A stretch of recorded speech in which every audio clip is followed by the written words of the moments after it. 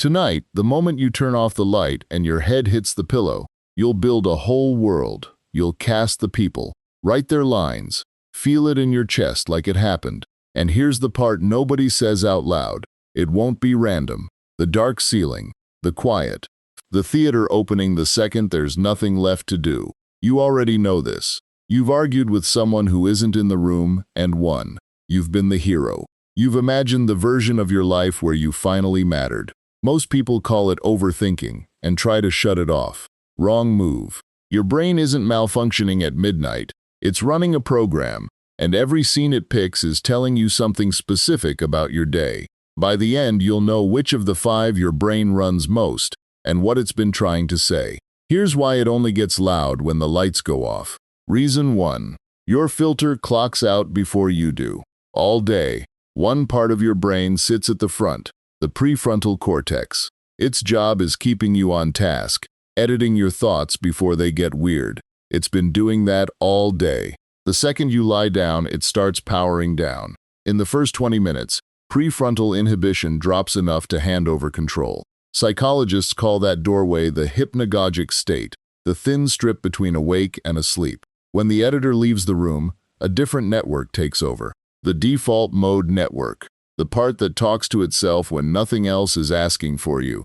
The scenarios were always there. Bedtime removes the one thing that kept them quiet. If the editor's gone, why does the mind pick these scenes, and not static, or nonsense, or nothing at all? Reason 2. There's a queue, and it's full of unfinished business. In 1927, a psychologist named Bluma Zeigarnik watched a waiter in a Vienna cafe recall a dozen complicated orders perfectly. Then, the moment the bill was paid, he forgot them completely. She noticed something the brain does with everything. An unfinished thing takes up more room in your head than a finished one. The Zeigarnik effect. The open loop won't let go. Think about last night. What was the loop? Who was in it? The conversation that ended badly. The reply you didn't give. The look someone gave you that you never got to answer.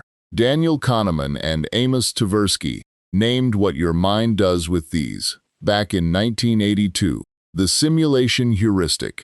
Your brain automatically runs the alternate version, the one where the loop closes. It doesn't reach for a random memory. It reaches for the one still ringing loudest.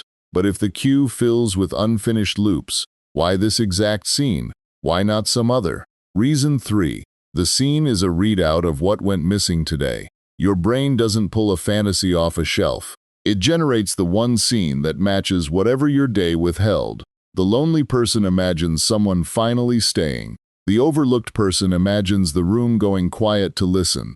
The one who swallowed a comeback replays the moment and delivers it clean. It's rarely fresh either. Most nights, the same scenes rotating back. Watch what you build tonight.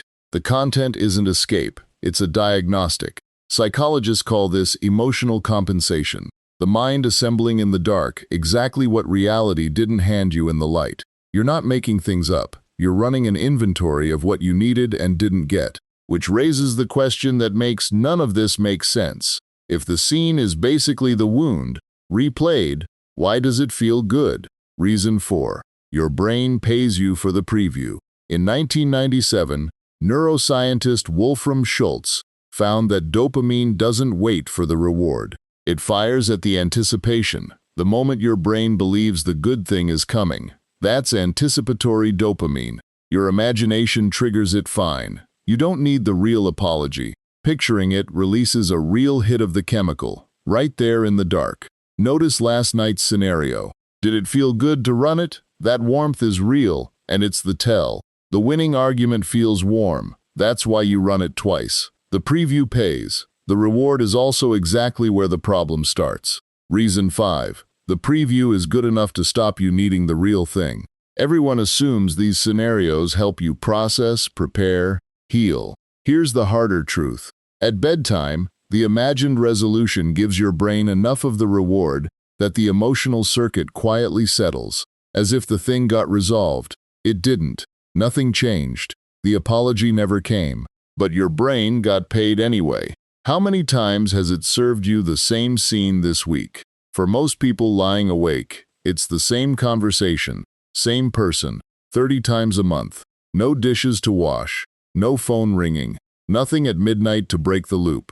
It reruns clean every night. The scenario doesn't heal the wound. It numbs it enough that you carry it back to bed tomorrow. That's the fifth reason, and it's the one that turns the other four from a quirk into a habit. Here's the check worth doing.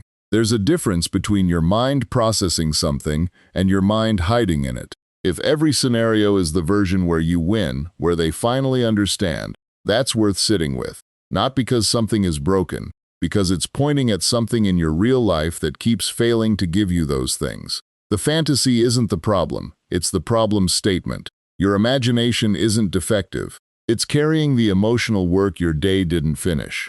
What plays tonight tells you the exact need to bring into a real conversation, not a rehearsed one. You already know the scene. Now you know what it wants. The next time the lights go off and the theater opens, you won't just watch. You'll read it.